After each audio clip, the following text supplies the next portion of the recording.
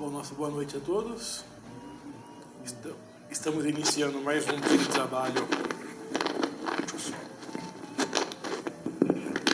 às segundas-feiras, com o tema da doutrina espírita. Mas antes da gente começar, agradecer a presença de todos, nossos amigos de forma presencial, nossos amigos também que nos acompanham através da página do Facebook do Pátria do Evangelho, também da Rádio Comunitária Vida Nova.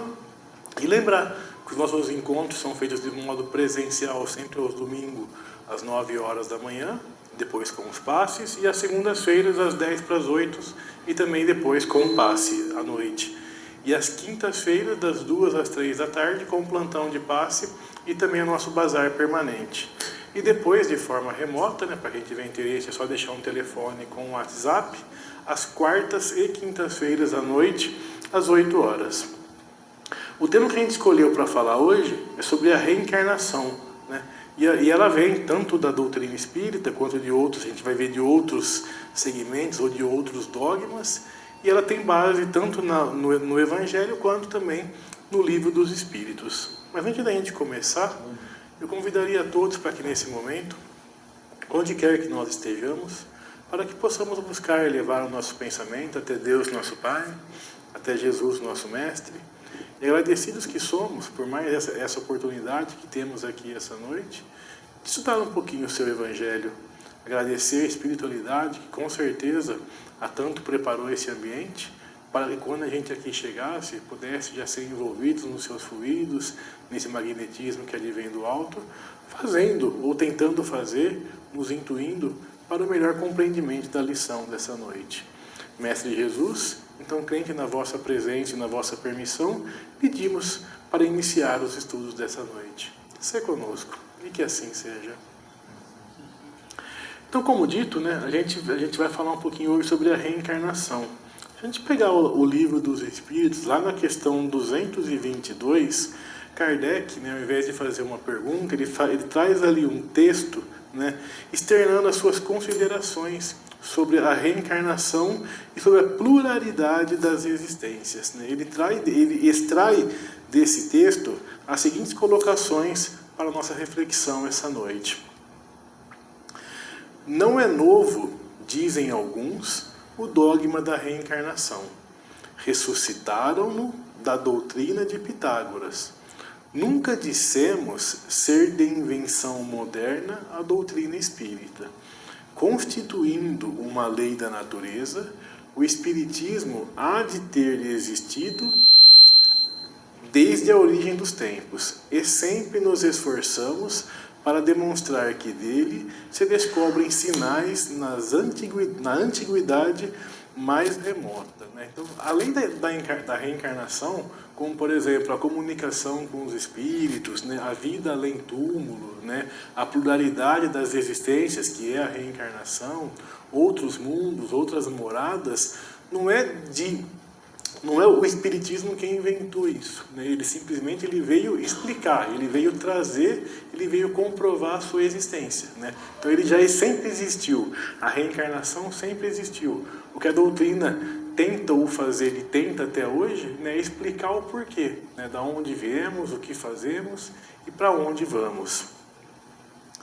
Muitos repelem a ideia da reencarnação pelo só motivo dela não lhes convir. Dizem que uma existência já lhes chega de sobra e que, portanto, não desejariam recomeçar outra semelhante. Quem nunca ouviu aquele ditado, para que outra vida? Basta já sofrer nessa. Já é tão difícil essa, por que eu vou escolher outra? E alguns ainda dizem, como é que posso eu ter escolhido essa vida, uma vida de tanto sofrimento? Se eu pudesse de fato escolher, com certeza não teria escolhido essa vida, não estaria passando por aquilo que eu passo hoje. Será? Muitas vezes a gente enxerga o agora com o olho da carne, com o olho da matéria, ainda imbuído nesse sentimento material. Quando desperto, quando retornado para o mundo espiritual, quando já mais livre da matéria, começa a enxergar de fato a vida espiritual. E daí começa a entender aquilo que precisa passar. Por isso que muitas vezes as nossas escolhas e as nossas provas, elas ficam um pouco mais difíceis, porque a gente traz para nós também o nosso sentimento, o nosso egoísmo, o nosso materialismo, e daí acabamos esquecendo daquilo que planejamos no mundo espiritual. Não é possível que Deus, soberanamente bom como é, imponha ao homem a obrigação de recomeçar uma série de misérias e tribulações. Acharão, porventura, essas pessoas, que há mais bondade em condenar Deus, o homem, a sofrer perpetuamente por motivo de alguns momentos de erro, do que lhes facultar meios de reparar suas faltas? Né? Então, quantos aqueles que professam, né? Não existe a reencarnação, não existe a pluralidade, é apenas essa vida. Por quê? Porque Deus é bom dessa forma. Né? Mas ele sendo bom dessa forma, então aquilo que eu erro, ou aquilo que eu não tenho tempo para reparar, ou se eu não quero reparar, eu vou ser condenado a passar toda uma eternidade, toda uma perpetuidade, sofrendo por aquilo que eu fiz em uma única existência. Então essa é o que algumas religiões professam como um Deus bondoso, ou como algumas pessoas professam como um Deus bondoso. Então eu tenho que acertar já logo na primeira. Aquela é a única vida, essa é a única existência. Então alguns professam ainda dessa forma. Ainda, e aqueles irmãos que vêm a desencarnar em eternidade? Então, para aquelas pessoas que desencarnam, que retornam à parte espiritual cedo, o que ele teve de tempo para poder reparar as suas faltas? O que ele fez de bom, o que ele fez de ruim? E aqueles irmãos que nascem sem capacidade alguma de discernimento, que fim levariam? Aquelas pessoas que não conseguem pensar, que não conseguem raciocinar, têm problemas neurológicos, têm problemas de fala. Não é o mudo em si, é a pessoa que não consegue se comunicar, não consegue externar aquilo que ela pensa, não consegue pensar. Que fim que essa pessoa levaria? O que ele fez para nascer daquela forma? O que eu, Fábio, fiz para nascer perfeito assim, do ponto de vista material, um corpo perfeito, um corpo que eu consigo me comunicar, um corpo que meu espírito consegue externar sentimento, ações e reações, e aquela pessoa não consegue. Aquela pessoa não vem num corpo preparado para aquilo. O que fim levaria aquela se fosse uma existência única? Então, por que alguns nascem com corpos perfeitos, como são os nossos, ainda que com doenças, mas que a gente consegue externar sentimento, ações, enquanto outros não conseguem? Por que alguns nascem em berços de riqueza material e outros nascem desprovidos sequer do pão de cada dia? Então, onde está essa justiça? O que eu fiz para merecer, para nascer numa família em que eu tenho alimento? O que o meu irmão fez para nascer numa família onde falta tudo? Falta uma morada, falta trabalho, falta alimento, passa frio. Qual que é a justiça disso se fosse uma única existência? Porque alguns seriam absolvidos, que nem eu já ouvi muitas vezes, a criança quando vem a falecer, ela já vira anjo e vai para o céu. Mas o que ela fez para merecer aquilo? E por que a gente tem que passar 40, 50, 60, 70, 80 anos com chance de acertar e com chance de errar para poder merecer o céu ou poder merecer o inferno? Cadê a justiça nessas ações?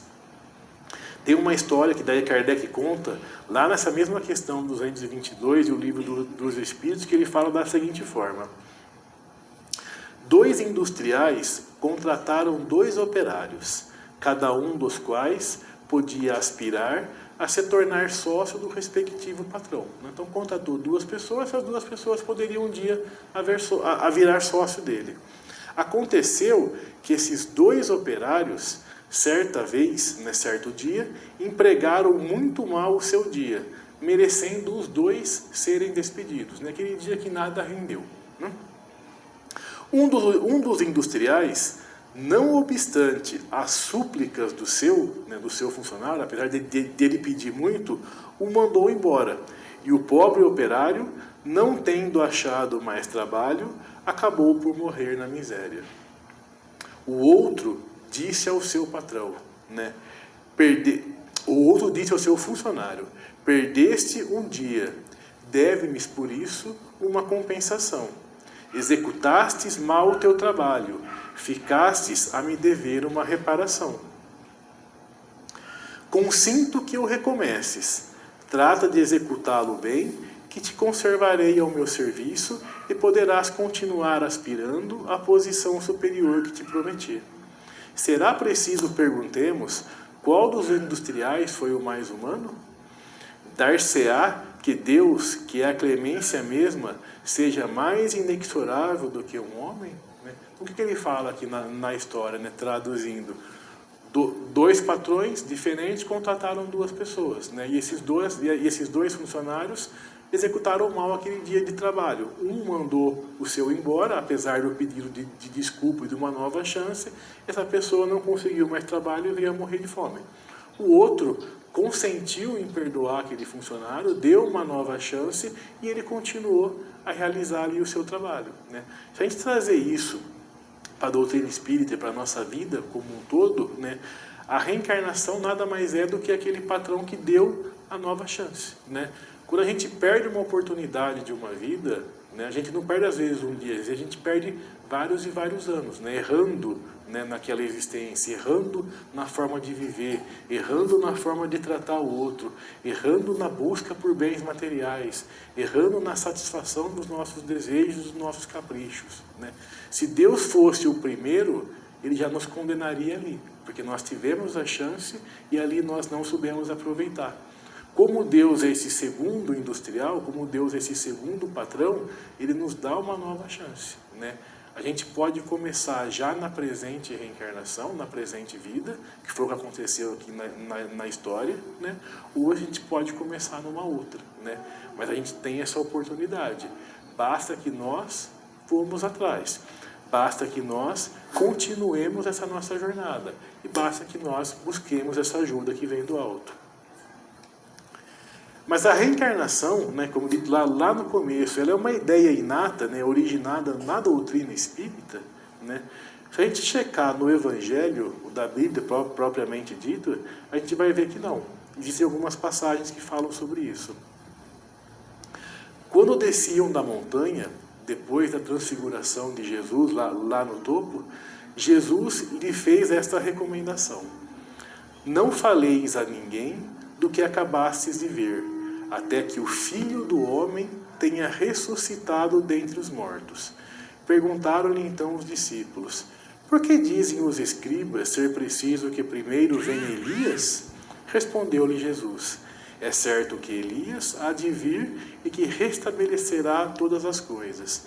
Mas eu vos declaro que Elias já veio e eles não o conheceram e o fizeram sofrer como entenderam.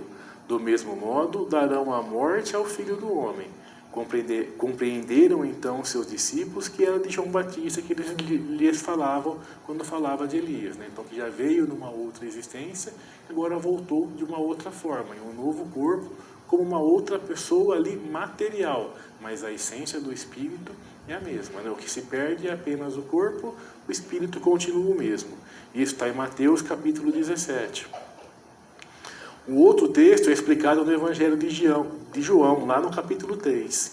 Em verdade, digo-te, se um homem não renasce da água e do Espírito, não poderá entrar no reino de Deus. O que é nascido da carne é carne, e o que é nascido do Espírito é Espírito. Não te admires que eu te haja dito ser preciso que nasças de novo. E daí aqui nessa passagem, que ele conversa com Nicodemos pergunta: mas como é que pode então um homem voltar para o ventre da sua mãe e ali nascer de novo? E aí que Jesus responde: o que é da carne é carne, o que é do Espírito é Espírito. Então a gente não vai nascer de novo ali naquele mesmo corpo, mas o nosso Espírito vai ter essa continuidade de existência. O Espírito sopra onde quer e ouves a sua voz, mas não sabe nem de onde vem, nem para onde vai. O mesmo se dá com todo homem que é nascido do Espírito. Que quando ele termina, então, aquela passagem, né? Então a gente vê aqui que várias e várias vezes Jesus ele fala sobre renascer, né? O que é nascer? O que é renascer, né? É nascer de novo, né? Então várias e várias vezes Jesus já nos traz esse instituto de que para que a gente consiga chegar no reino de Deus, né? O que é o reino de Deus aqui? São mundos perfeitos, são mundos felizes. A nossa evolução é preciso que a gente renasça de novo, né? E por quê?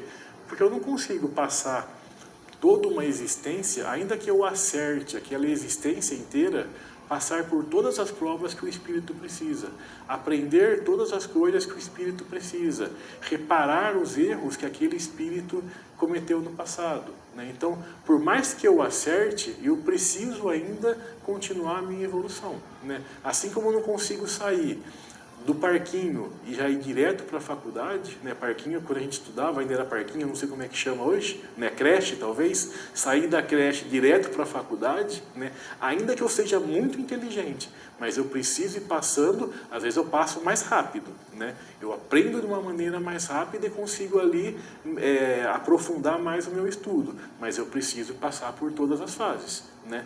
Ainda que eu aprenda muito rápido, eu tenho que passar por aquilo. Se eu não conseguir aprender muito rápido, eu demoro mais. Assim é a nossa evolução, né? Quando eu aprendo muito rápido, eu vivencio o amor mais rápido e eu evoluo de forma mais rápida. Quando eu vou nos meus passos que eu quero ou que eu consigo, eu vou evoluindo da maneira pela qual eu escolhi, então. Então, com a reencarnação, renascemos qual nos fizéramos pelo nosso trabalho anterior. O nosso renascimento nos é um novo ponto de partida, um novo degrau a subir, né? A vida, assim como a evolução, ela não dá saltos, né? Então eu vou continuando a minha jornada, né? Muitas vezes a gente vai ver que uma reencarnação ela está intrinsecamente ligada a outra, seja através de pessoas, né? Seja através de fatos, daquilo que eu deixei às vezes de cumprir no anterior, eu tenho uma oportunidade para vir e cobrir numa próxima, para reparar algo que eu deixei no anterior, para vir numa próxima. Às vezes é algo que eu cometi lá atrás, não estava pronto ainda para poder reparar, tem uma oportunidade agora, mas elas são sucessivas, assim como a nossa vida é sucessiva, né? Eu planejo, de repente, no domingo, como é que vai ser a minha semana inteira.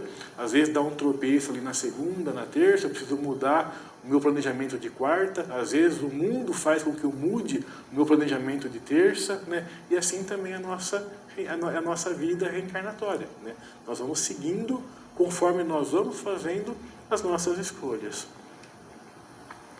Porém, ao mesmo tempo que o espírito recobra a consciência de si mesmo, perde a lembrança do seu passado, sem perder as faculdades, as qualidades e as aptidões anteriormente adquiridas, que haviam ficado temporariamente em estado de latência e que, voltando à atividade, vão ajudá-lo a fazer mais e melhor do que antes, né? Então, quando a gente esquece algo que passou no nosso passado, muitas vezes a gente esquece fatos, né? Mas aquilo que eu aprendi, quem o Fábio é, se o Fábio é cheio de amor ou se ele é cheio de ódio, não é a reencarnação, não é a volta, não é o renascimento, assim como não é o desencarne, a volta para o mundo espiritual que faz com que esses sentimentos sumam, né? Pelo contrário, né?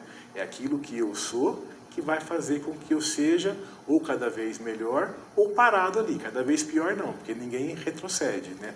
Mas eu vou continuar ali errando, tá? Então, não é porque eu esqueci aquilo que eu passei que a essência de cada um de nós ela se perde, né? Pelo contrário, né? Aquilo que eu aprendi, eu não preciso aprender de novo. Algumas vezes aquilo que eu aprendi é bloqueado, para que eu possa ter tarefas novas, para que eu possa ter aprendizados novos.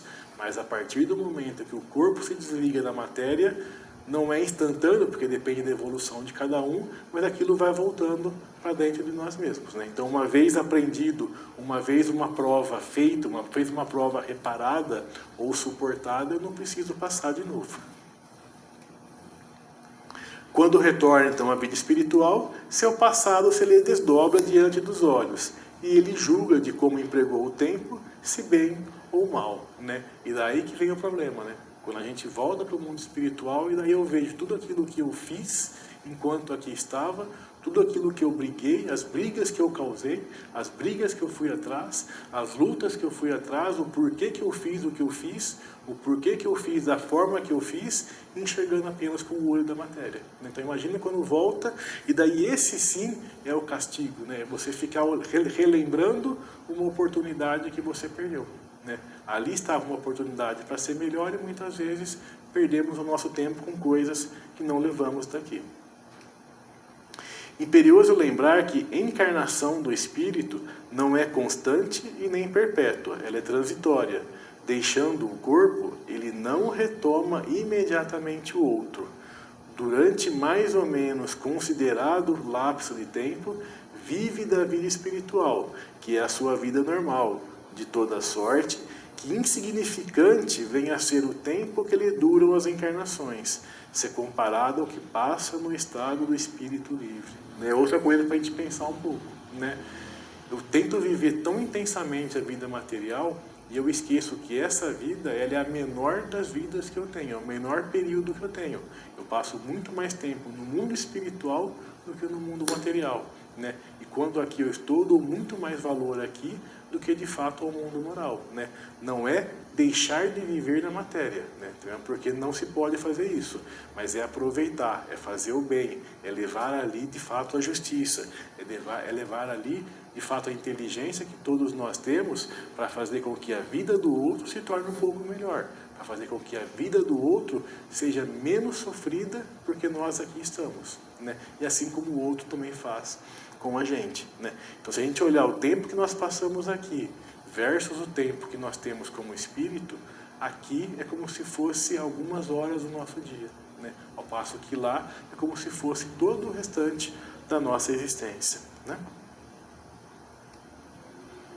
Então, à medida que progride moralmente, o espírito se desmaterializa, isto é, depura-se com o subtrai-se a influência da matéria. Sua vida se espiritualiza, suas faculdades de percepção se ampliam, sua felicidade se torna proporcional ao progresso realizado. Eu já começo a entender que para eu ser feliz depende única e exclusivamente de mim, que eu preciso evoluir e que daí mesmo que o outro sofra, eu consigo ali ajudá-lo a diminuir o seu sofrimento e isso também traz para mim a felicidade. Ah, mas ele continua errando. Mas ele continua errando porque ele quer. Uma hora ele vai melhorar, né? Será que Jesus ele é feliz vendo a gente sofrer? Ele é feliz porque ele já atingiu a sua magnitude, ele já atingiu, vamos dizer assim, a sua perfeita só Deus, mas ele já está bem próximo de Deus. Mas ele entende o que nós estamos passando, ele entende o porquê erramos, ele entende o nosso grau de evolução. E ele nos ajuda mandando as suas energias, ele nos ajuda mandando os seus fluidos, né? Assim como o nosso anjo da guarda, nosso espírito protetor, aquelas pessoas que nos querem bem, tanto encarnada quanto desencarnados, né? Entretanto, como atua em virtude de seu livre-arbítrio, pode ele, né, pode nós, por negligência ou má vontade, retardar o seu avanço. Prolonga, consequentemente, a duração de suas encarnações materiais, que então se lhe torna uma punição, pois que, por falta sua, ele permanece nas categorias inferiores, obrigado a recomeçar a mesma tarefa, né? A gente sempre usa esse exemplo, né? É aquele aluno que perde um ano, né? Aquele aluno que não se dedica naquele ano a estudar, o que ele tem que fazer no ano seguinte? Estudar toda a matéria de novo, né? Quando a gente não aproveita uma reencarnação, uma oportunidade, uma existência material, o que nós temos que fazer? Passar por aquelas provas todas de novo, né? Recuperar de novo todo aquele tempo perdido. Essa é a punição, né? Várias e várias vezes a gente acaba patinando porque nós queremos, né? Por quê? Como ele fala aqui mesmo, ou por negligência, né? Ou por má vontade, ou por preguiça, né? Ou por baixos sentimentos. Eu acabo ali patinando, né? Mas uma hora eu vou recobrar essa minha consciência e vou dar esse passo um pouco a mais. Então depende, pois, do espírito abreviar, pelo trabalho de depuração executado sobre si mesmo, a extensão dos períodos das encarnações, né? Então, aquilo que a gente falou lá atrás, por que eu quero uma outra encarnação se nessa eu já estou sofrendo bastante, né? Então, vamos começar a melhorar essa daqui, para que eu diminua a quantidade de encarnações que eu preciso ter, né? Então, quanto mais eu acertar, menos eu preciso reparar, menos eu preciso repetir de ano, menos eu preciso passar de novo por essas mesmas provas, né? Por isso que a gente fala, a justiça, então, nessa reencarnação, né, nesse dogma da reencarnação que a doutrina espírita nos faz refletir um pouco, muitos se admiram de que na Terra haja tanta maldade e tantas paixões grosseiras, tantas misérias e enfermidades de toda a natureza. E daí conclui que a espécie humana bem triste coisa é. Né? Se alguém aqui assiste o jornal, né, só se fala disso, só se fala de maldade, só se fala de crimes, só se fala de roubos. Né? Provém esse juízo do acanhado ponto de vista em que se colocam os que emitem, que lhes dá uma falsa ideia do conjunto. Né? Se eu procuro programas televisivos que só me fala de violência, eu vou entender que no mundo só existe violência. É aquilo que eu procuro, é aquilo que eu assisto, é aquilo que eu compartilho. Devemos considerar que na Terra não está a humanidade toda, mas apenas uma pequena fração da humanidade. Com efeito, a espécie humana abrange todos os seres dotados de razão que povoam os inúmeros orbes do universo. Ora, quem é a população da Terra em face da população total desses mundos? Muito menos que de uma aldeia, em confronto com a de um grande império. Né? Então, se a gente pegar aquilo que nós estamos acostumados a enxergar, a gente vai entender a raça humana como ruim. Mas o que ele fala aqui, o que é a raça humana que você enxerga no planeta Terra versus a infinidade de planetas e mundos que existem. Né? E mesmo nós aqui, né? Quantas pessoas ruins a gente conhece versus quantas pessoas de fato boas que a gente conhece, né? Ainda que não perfeitas, mas aquelas pessoas que trabalham e vivem de forma honesta, que ajudam o próximo, que são bons familiares, que são bons amigos, que dão bons conselhos, né? A gente parar para pensar a quantidade de pessoas boas que nós conhecemos versus a quantidade de pessoas ignorantes ou atrasadas, por assim dizer, as boas acho que são a maioria ainda, né? Mas a gente ainda compactua e compartilha e busca essas violências, tanto em sites quanto em jornais, né? Por quê? Porque aquilo traz ibope, né? Aquilo traz ali matéria, aquilo traz ali sensacionalismo. E quando eu começo a enxergar aquilo, então eu só vou buscar esse tipo de violência. Daí para mim todo mundo é violento. Para mim todo mundo é corrupto, para mim todo mundo é imoral, né? Mas olha o seu redor, né? Olha as pessoas que ali o cercam, olha as pessoas com quem você convive. Faria dos habitantes de uma grande cidade falsíssima ideia que os julgassem pela população dos seus quarteirões mais ínfimos e sórdidos. Num hospital, ninguém vê senão doentes e estropiados. Numa penitenciária, vê-se reunidas todas as torpezas, todos os vícios. Nas regiões insalubres, os habitantes, em sua maioria, são pálidos, franzidos e enfermiços. Pois bem, figure-se a Terra como um subúrbio, um hospital, uma penitenciária, um sítio malsão, e ela é simultaneamente tudo isso, né? Aquela criança que nasce no hospital e dali não consegue sair e vive naquele hospital, crescendo ali por conta de alguma doença, o que ela enxerga do lado dela? Doentes. Então, para ela, todo mundo que vive no mundo é doente, porque aquilo é aquilo que ela enxerga, né? A pessoa que nasce numa penitenciária, ela só vê presos ali, né? Então, ela só vai enxergar todo mundo da mesma forma como ela enxerga. A gente nasceu num planeta de prova e expiação, a gente reencarnou num planeta de prova e expiação, mas nós podemos, né, olhar outras obras, né? Nós temos como buscar isso. A gente tem dentro do planeta Terra, inclusive, grandes exemplos de bondade, né? O maior, com certeza, é Jesus, né? Viveu, ou melhor, escreveu pouquíssimo tempo ali, né? Escreveram sobre ele pouquíssimo tempo, mas nesse pouquíssimo tempo, olha a quantidade de obras e olha a quantidade de ensinamentos. Ora, assim como, então, numa cidade, a população não se encontra toda nos hospitais ou nas prisões, também na Terra não está a humanidade inteira. E do mesmo modo que do hospital saem os que se curaram e da prisão os que cumpriram sua pena, o homem deixa a Terra quando está curado de suas enfermidades morais. E daí a gente vai buscar, então, mundos mais perfeitos, mundos mais superiores, né? Mas o que muda? É o mundo? Né? Não, muda aqueles que habitam ali, né? Mudam aquela população que ali está, né? E daí ela vai ficando cada vez melhor. Então, eu consigo fazer com que o planeta Terra também seja um mundo melhor? Consigo, né? Basta eu começar a trabalhar, basta eu começar a ajudar o próximo, basta eu começar a implantar um pouco mais o amor. Então, se eu quero ter um planeta melhor, e para finalizar daí, então queremos um mundo melhor, né? Queremos um mundo mais justo, queremos uma sociedade mais justa, a reencarnação é uma oportunidade maravilhosa para fazermos tudo isso. O mundo apenas será melhor quando nós nos tornarmos melhores, né? Então, a partir do momento em que eu deixar de querer ganhar vantagem em cima do outro e que eu começar a enxergar que aquilo que eu fizer agora, eu vou ter que fazer o reparo ou nessa existência ou numa próxima.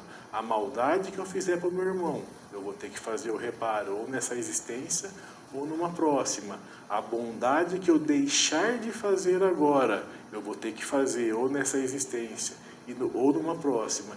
E que cada vez que eu acerto mais, eu diminuo as minhas provas e diminuo o meu sofrimento, eu me torno melhor, o meu irmão se torna melhor e, consequentemente, onde a gente vive também se torna melhor. Então, essa que é a justiça na reencarnação, né? É a gente transformar o mundo em que nós vivemos a partir da transformação que nós fazemos em nós mesmos, né?